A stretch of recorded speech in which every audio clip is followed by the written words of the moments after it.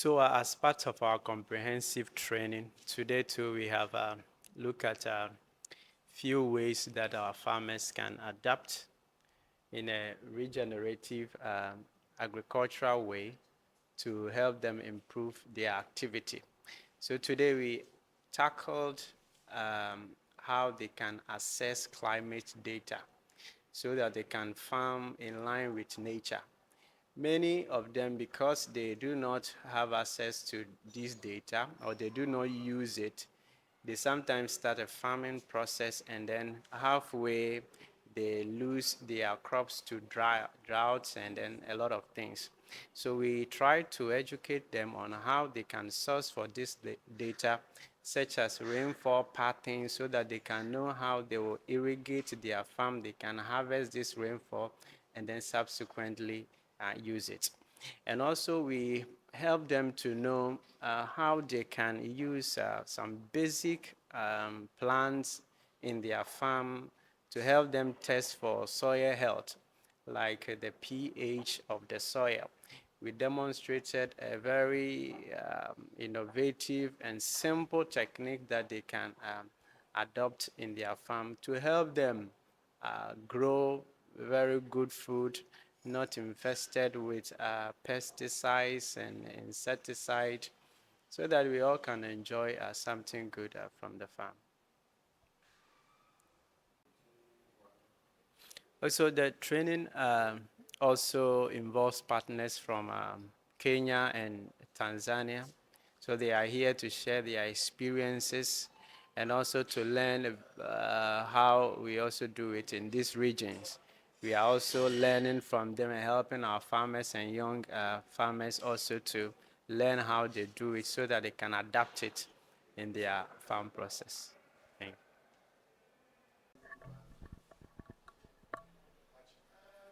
you. My name is Charles Gitao from an organization known as Africa Agribusiness Academy.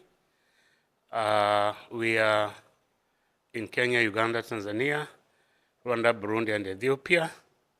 And in this project, we're implementing it in Tanzania. We call it Riviver project, as you can see. And it raises awareness about regenerative agriculture, which is supposed to eventually feed Africa. What we're trying to do is to incorporate regenerative agriculture by designing a curriculum that will be administered to TVETs, those are training, vocational and educational institutes across Africa, but we are piloting it in Ghana and in some countries in Eastern Europe. So about regenerative agriculture, we are promoting natural remedies in agriculture, where we encourage use of natural resources within Africa and use of our traditional knowledge and linking it up to research and working initiatives that will promote regenerative agriculture. When we talk about regenerative agriculture, we are mainly talking about soils. We are talking about rejuvenating our soils once more so that they can sustainably produce crops to feed our continent, and use of natural resources to do so. So this cannot be done without passing the knowledge of regenerative agriculture to a new generation of agriculturalists. And that's why with the University of Education here at Winneba, the Africa Agribusiness Academy, our partners in Europe, and our partners also in Kenya, called Kuazon, we have come together to develop this curriculum that we hope will address the issue of regenerative agriculture in our universities and the vocational training institutes, so that those young people, young men and women can take up regenerative agriculture as a sustainable way of producing food and livestock production, plant and livestock production in Africa. Okay, so what I've learned today, the first presentation, we started with climate, how to determine the climate that is suitable for planting your crops on your farm. And we were introduced to some apps that can help you to determine the type or the time to plant your crops. And also we dealt with the soil fertility or the soil health. So if you want to know your soil health, there are some factors that you have to consider before you know the health status of the soil. Now, to determine that, we're introduced to using red cabbage to determine the soil pH that will be suitable for your crops. And also we tackled the living organisms in the soil. And with this living and the microbial organisms in the soil, it will help with the decomposition of the organic matter for the soil fertility and also for plant growth and development. Thank you. So today I learned a lot within the second day of the regenerative agriculture, which is about the soil, how we can maintain our own soil for it to be healthy for our crops.